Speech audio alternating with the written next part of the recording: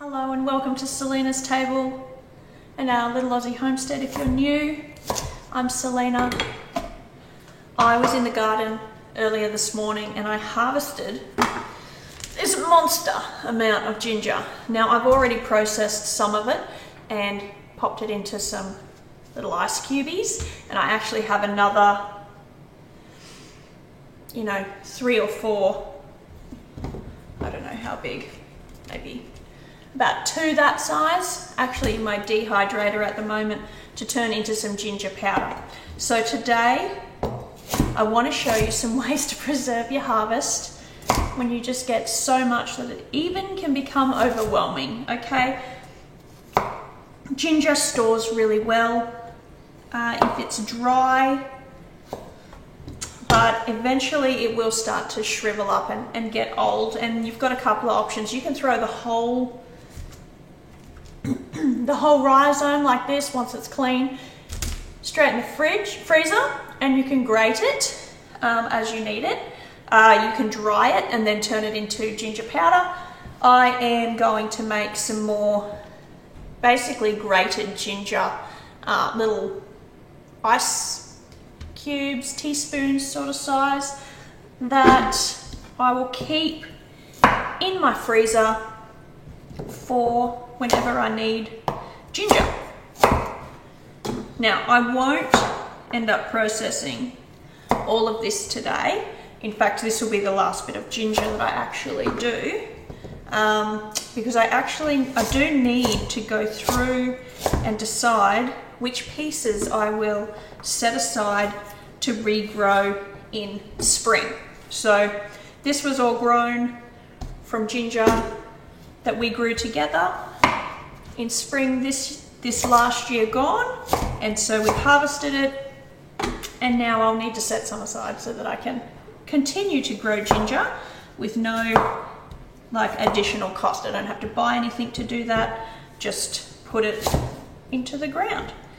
So what I'm trying to do, it was very hard to peel it, so what I've done is I have washed my fresh ginger. I have then peeled it with just a vegetable peeler, and then I have washed it again, okay, to get any extra dirt, and now I am just cutting it into manageable pieces and putting it into my food processor, I guess you could call it. This is a thermo cooker, but it's also a food processor or high-speed blender. So as you can see, I have already done a batch in there, and I've just got a bit more. And we're just going to turn this on and mince it until it's nice and sort of minced texture. I don't want to add anything to this. I just want this to be pure ginger, minced. Okay, so it is a little dry, but that's okay. So from this point, you've got a couple of options. If you saw my dehydrator video, it shows one of the ways I take this pulpy product here and I put it onto a flat tray in my dehydrator to then process further as powdered ginger. I also could freeze it in these little ice cube trays, but you can also scoop it out with like a cookie scoop or something and freeze it as like individual portions that way as well. So I'm just going to push this into the little ice cube cavities. The younger your ginger is when you do this as well, the more moisture it will still have in it.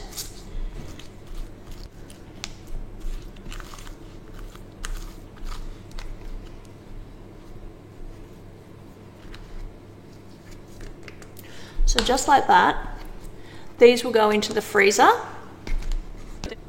Once they're frozen, I will pop them out. These are handy little poppy ones, and put them in a Ziploc bag. And then whenever I need ginger for like a stir fry or something, anything that requires grated fresh ginger, I just need to find another ice tray for my extra.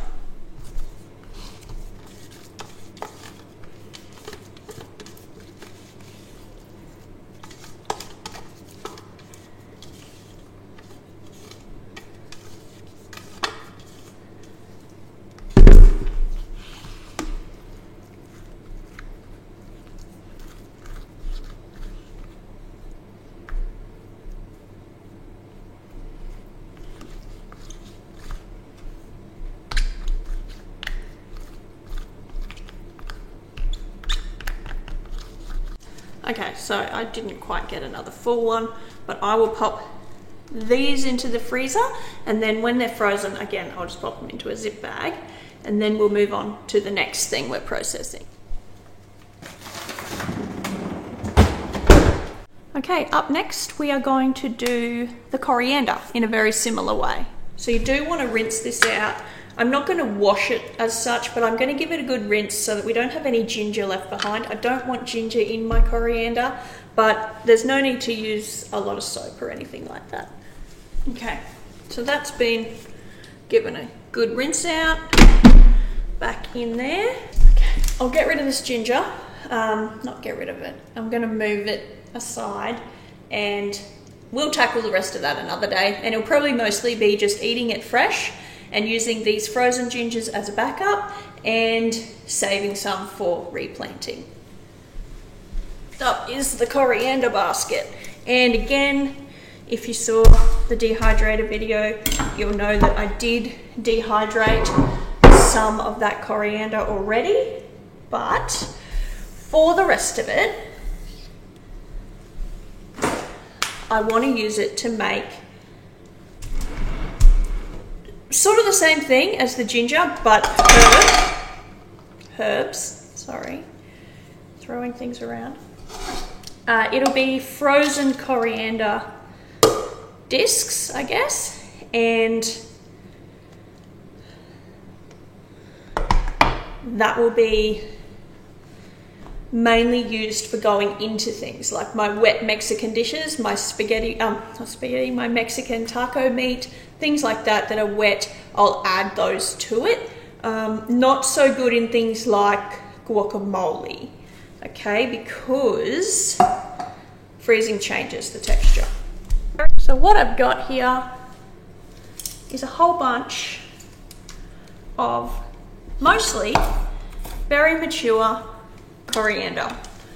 I am going to attempt, and some of it feels pretty woody, I'm going to attempt to use most of it. When I get down to the stumpy bit like that, I'm actually just going to toss it straight into my compost bag there. Okay, but the tips I will put into this. I was going to try and peel the leaves off, but when I was doing the dehydrating video, I noticed that it was actually really difficult to do that because I think it's pretty old coriander. But you know, if I get a stalk like that, it's not going in. So you want to do, get any dead bits out. I'm filling up my food processor here. Okay. And what I'm going to need to do is turn this on with oil. Okay, so I will be using olive oil. You can use whatever oil you prefer. I like olive oil.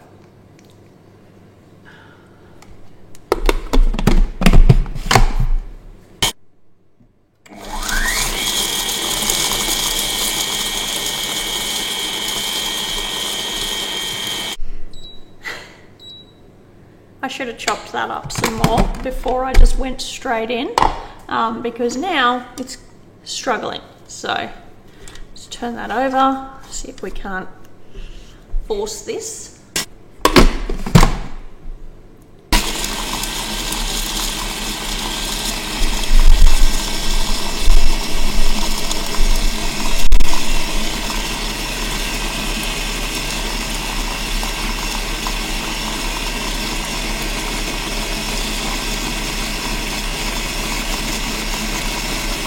Feeding more in there as I go, and you do need to add a fair amount of oil, because when your herbs go into the freezer, they'll actually go black if they're not really well coated in oil, but also the machine is going to have a real hard time actually processing just dry vegetation, essentially. So have a look.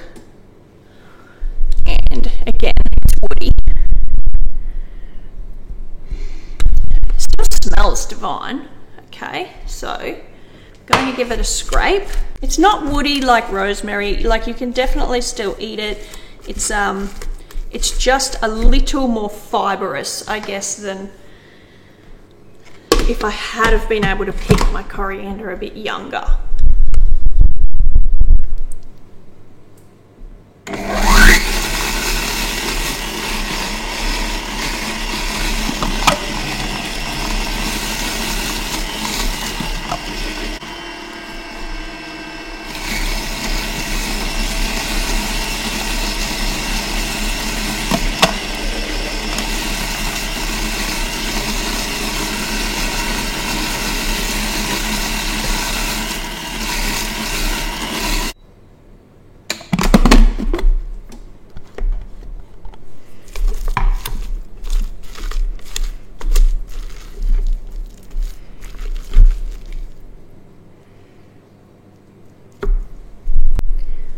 So that's a good texture. What we're going to do is get a baking tray and line it with some parchment baking paper, and then just do cookie scoops onto that.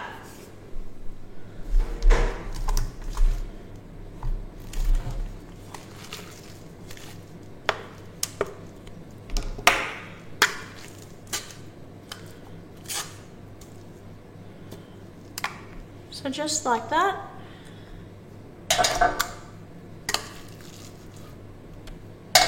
Now, this would be far less fibrous if I was able to use coriander that was like young, but it is what it is, and I was not going to waste it. Oh, that one fell apart.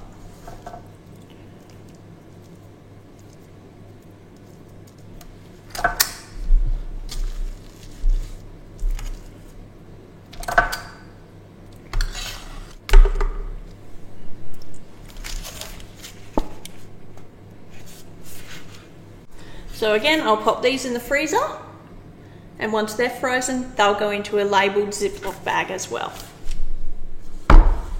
So again, if you saw the video where I harvested all of this in the morning, you'll see that I got some beetroot while I was out there, and my plans for the beetroot are to pickle them, turn them into like tinned beetroot, canned beetroot, but I've got all the leaves, so I thought I'd show you one of the ways I like to use the leaves. The other way, I'll tell you about that too.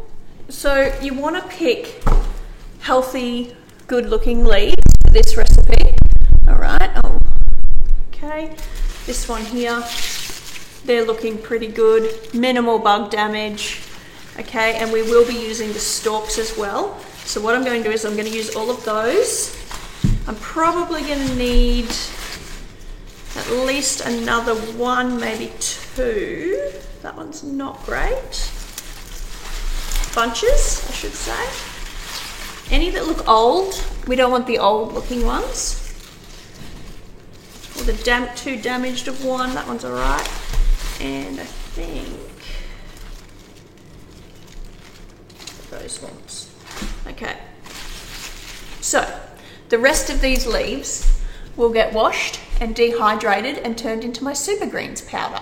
So if you've seen me adding that big jar of super greens that I call it to like stews and casseroles and like pasta bakes, all sorts of things, it is a combination of beetroot leaves, spinach leaves, and any other edible, you know, superfood leaves that are growing in the garden that kind of don't have another use. So I'm going to put these aside with the beets because I'll pickle them at another time, and these leaves will go in the dehydrator when it's finished running, but I'll show you what I'm going to make with those ones. So we're going to start by removing from our beetroot, leave the top on the beetroot and leave that much stem. Okay, that's for the preserving nature of the beet, so that can go over there. We want the stems and we want the leaves.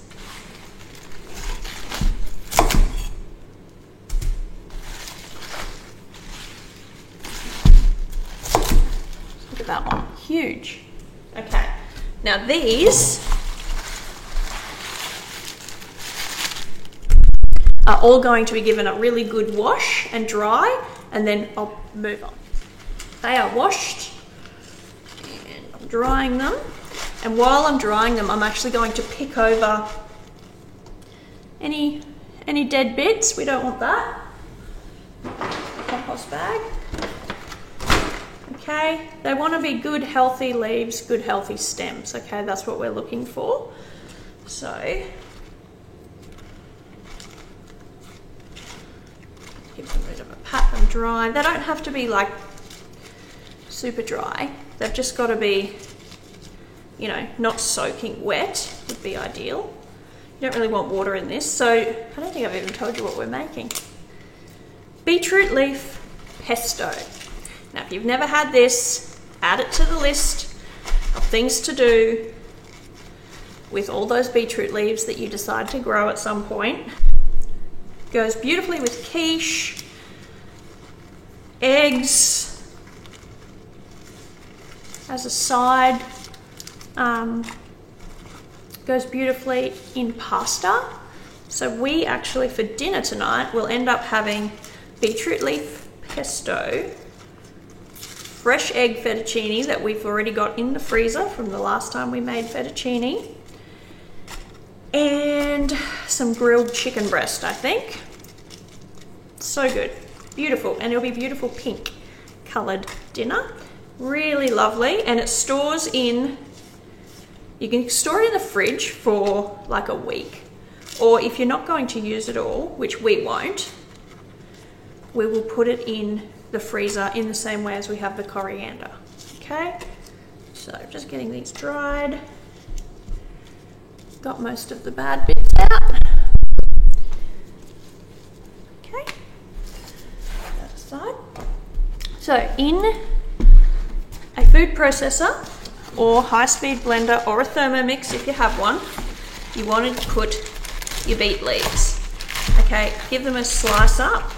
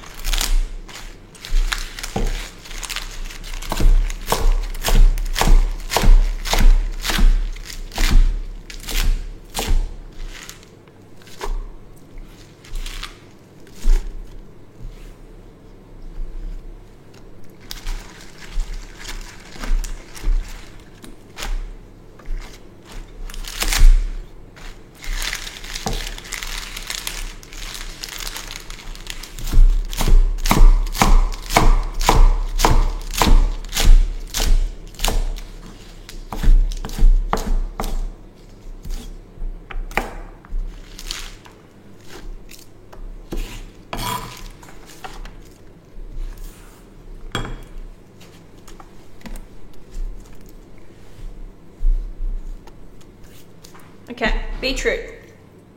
We want to add a pinch of salt, 3/4 of a cup of nut or seed of your choice.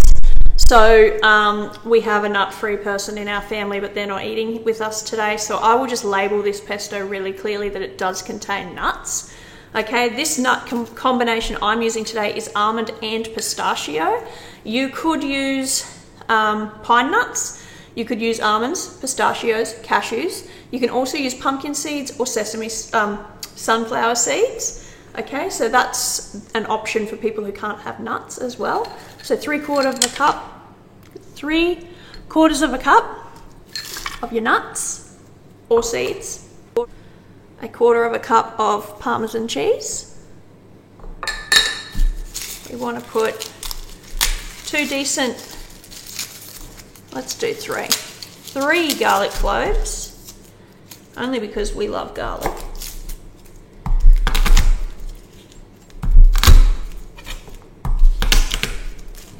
If you're not a fan of garlic, you could just use one, okay?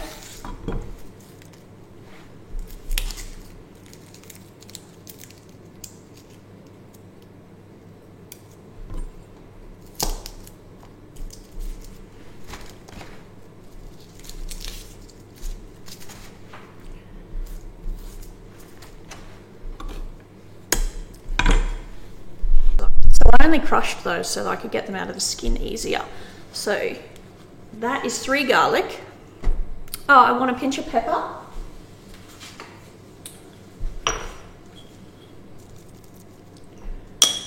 Now we're going to add about half a cup to a cup of olive oil, but we kind of need to figure that out as we go, but I'll show you what you want it to look like. All right, I'm going to turn this on.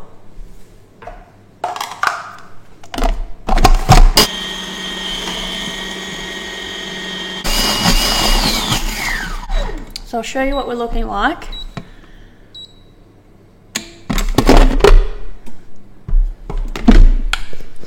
Okay.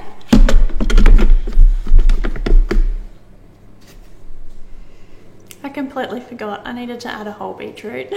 So I have peeled a beetroot, just one of those ones. Okay, I'm just going to cut it into small sort of pieces. I thought it looked a bit funny when I was looking at it, like, oh, it's missing some of the colour. And then I remembered it needs a beetroot.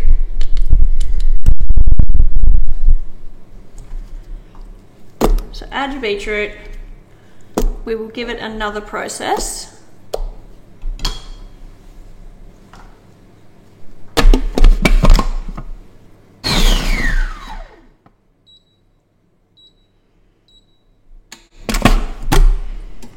That's better. It's got a pinky purple colour to it. All right, give it a taste to see if you need salt.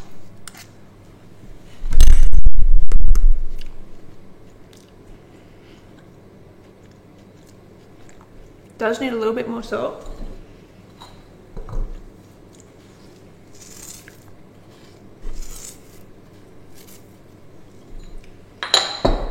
And just a little bit more pepper.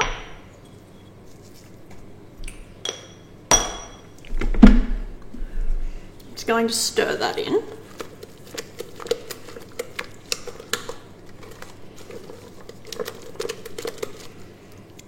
Okay.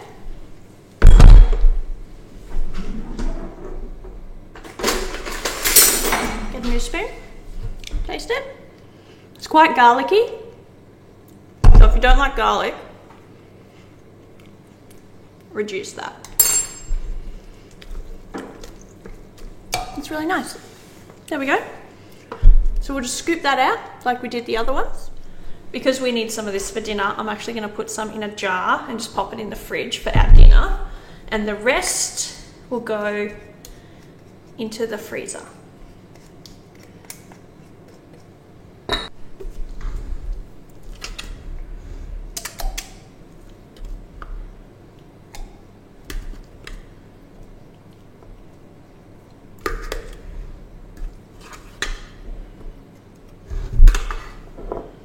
So we've got that much set aside, about half a cup for dinner.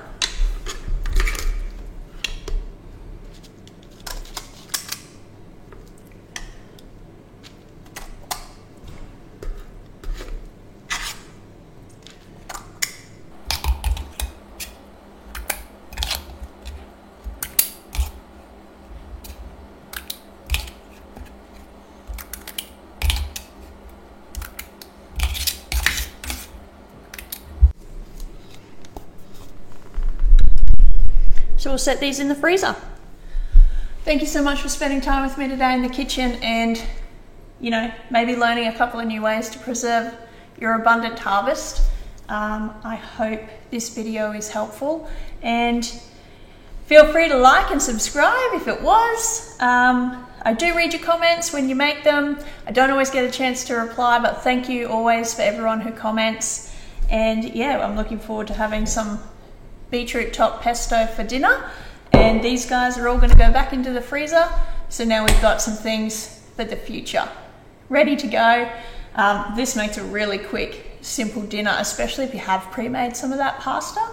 Yeah, so have a great week and I'll see you next time. Bye.